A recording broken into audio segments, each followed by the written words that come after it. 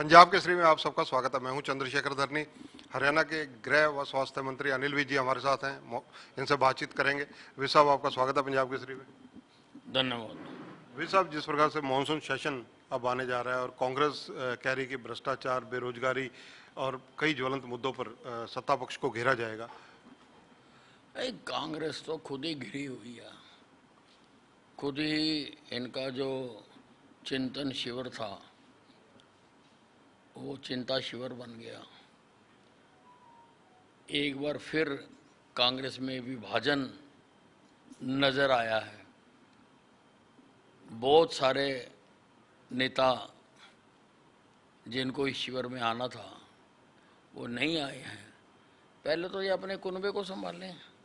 बाकी विधानसभा तो विधानसभा है, उसमें विपक्ष का अधिकार है कोई भी प्रश्न पूछने का। कोई भी प्रश्न पूछे, सरकार उसके लिए पूरी तरह से तैयार है। कांग्रेस के चिंतन शिविर में से जो चीजें निकल कर आई, कांग्रेस के नेताओं का भी ये दावा है कि आने वाले दिनों में सड़क से लेकर सचिवालय तक और विधानसभा तक और लोकसभा तक लड़ाई लड़ी जाएगी। कांग्रेस ने हमेशा एयर कंडीशन की राजनीति की है। ये कभी सड़कों पे लड़ाई नहीं लड़ सकते। इन्होंने पहले भी कई बार घोषणा की है, एक दो दिन करते हैं और फिर चुप करके बैठ जाते हैं। इन्होंने हमेशा बंद कमरों की राजनीति की है, इनके बस का नहीं है। राजनीतिक समीक्षक ये भी मान रहे हैं कि जो ये चिंतन शिविर था, इसमें सुरजेवाला, शैलजा, कैप्टन अजय यादव जैसे जहां धुरंधर चेहरे नजर नहीं आए, वहीं जो है 3 कार्यकारी अध्यक्ष 4 में से नदारद रहे। मैंने पहले ही कहा कि जब भी इनका होता है, इससे पहले ये उदयपुर में इकट्ठे हुए थे तो वहाँ इनका विभाजन हो गया था। सबने देखा राज्यसभा चुनाव में इनके 2 लोगों ने वोट नहीं डाला, इनके जो घोषित प्रत्याशी था उसको वोट नहीं डाला। और अब दोबारा हुआ है, अब फिर ये टुकड़े हो गए हैं। फिर करेंगे, फिर टुकड़े होंगे। इस दिल के टुकड़े हजार हुए, कोई यहाँ गिरा कोई वहाँ गिरा, बहते हुए आंसू रुक ना सके, कोई यहाँ गिरा कोई वहाँ गिरा। क्या बात है। वैसे साहब, कुलदीप बिश्नोई आखिर राज्यसभा के चुनावों के बाद अब भाजपा की तरफ उनके कदम बढ़ रहे हैं, सदस्यता भी कांग्रेस की बतौर विधायक छोड़ रहे हैं। नहीं, अब मुझे तो इस बारे में कोई ज़्यादा जानकारी नहीं है। अब देखते हैं वो क्या करते हैं। कांग्रेस के जो चिंतन शिविर के बाद जो कांग्रेस के नेताओं के सुर हैं, वो विशेषकर तिरंगा यात्रा को लेकर काफी ज्यादा कह रहे हैं कि बीजेपी इसका राजनीतिकरण कर रही है।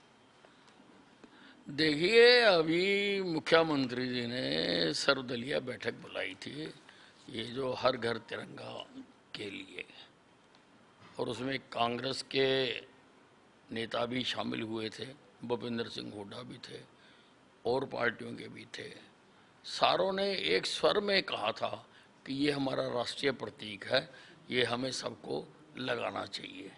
अब उसके बाद उनका किसी ने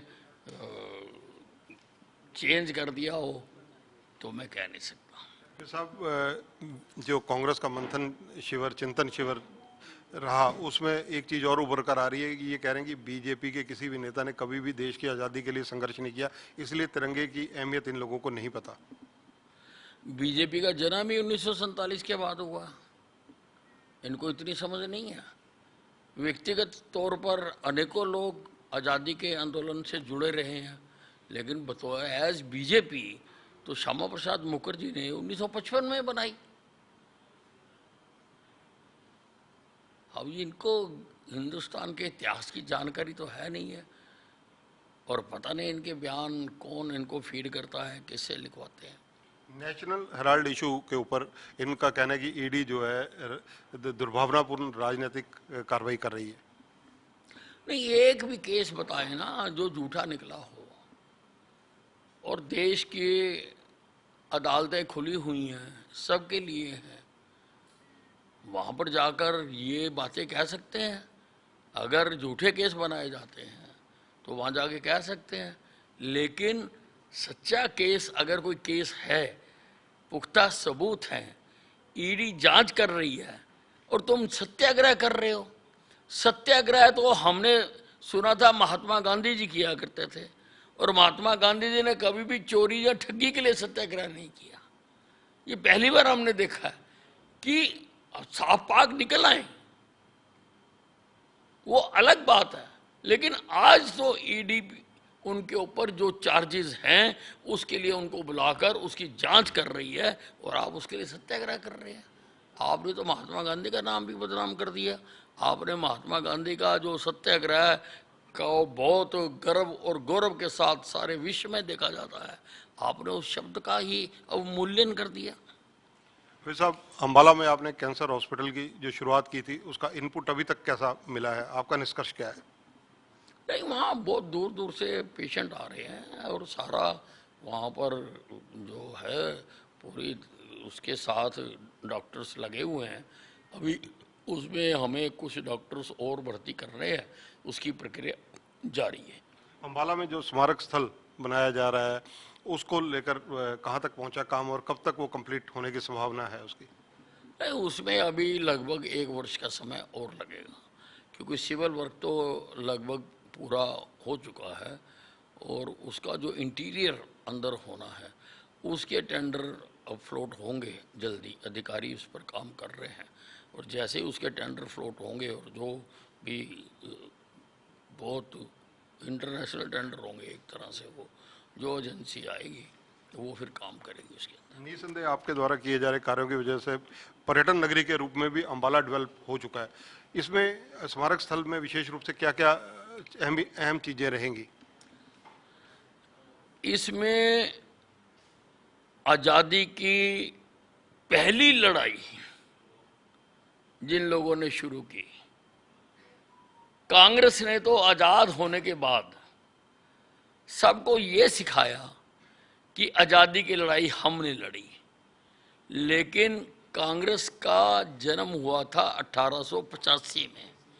कांग्रेस के जन्म से भी 28 साल पहले 1857 में आज़ादी की लड़ाई लड़ी गई। हजारों लाखों लोगों को मारा गया, पेड़ों से टांग के गोलियां चलाई गई। उनके बारे में कभी किसी ने कोई गीत नहीं गाया। मैंने 20 वर्ष तक इसके लिए लड़ाई लड़ी कि उन अनसंग हीरोज की याद में भी कोई ना कोई स्मारक बनाया जाना चाहिए। उसमें जो तथ्य मिले हैं, आज़ादी की जो पहली लड़ाई थी वो अम्बाला से शुरू हुई थी। मेरठ से भी 10 घंटे पहले बैरकों से सैनिक हथियार लेकर आ गए थे। और उससे पुराने तथ्य भी मिले हैं कि 26 मार्च से ही जो लोग इनका विरोध कर रहे थे उनके दफ्तरों को और उनकी कोठियों को जो क्रांतिकारी थे उस वक्त के, उन्होंने आग लगानी शुरू कर दी थी। तो ये सारी कहानी उसमें दिखाई जाएगी, अम्बाला की दिखाई जाएगी। हरियाणा के लोग भी बहुत शक्ति के साथ उस लड़ाई में लड़े और सारे देश में जो वो लड़ाई हुई, झांसी की रानी लड़ी, तांत्या टोपे लड़े, जो जो लड़े उस लड़ाई में, उन सारों को दिखाया जाएगा। उन सारों को एक स्मारक उनकी याद में बनाने जा रहा हूँ। धन्यवाद। तो ये हैं हरियाणा के गृह व स्वास्थ्य मंत्री अनिल विज। इनका कहना है कि कांग्रेस जो है टुकड़ों में बटी हुई है और जिस प्रकार से जो महात्मा गांधी का सत्याग्रह आंदोलन था उसकी परिभाषा ही कांग्रेस बदलने पर लगी हुई है। कांग्रेस जो है खुद कहीं ना कहीं जिस तरह से विभाजित है, इनको यही नहीं पता कि इनका नीति क्या है और किस लक्ष्य पर इन्होंने चलना है। दूसरी अहम बात इन्होंने अम्बाला में कैंसर हॉस्पिटल के बारे में जो बताई कि कैंसर हॉस्पिटल में दूर दराज से लगातार मरीज आ रहे हैं और वहाँ उपचार हो रहा है।